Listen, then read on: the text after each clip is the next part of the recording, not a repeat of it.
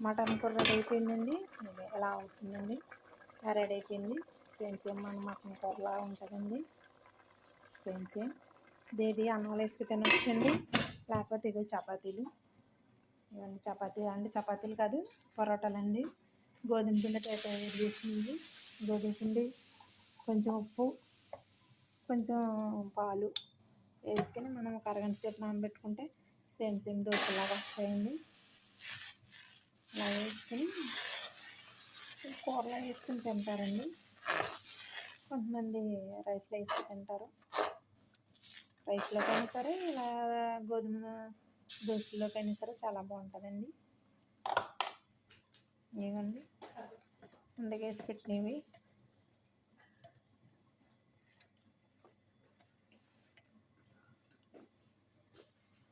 Okay అండి, నచ్చితే like చేయండి, షేర్ చేయండి, సబ్స్క్రైబ్ చేసుకోండి ప్లీజ్.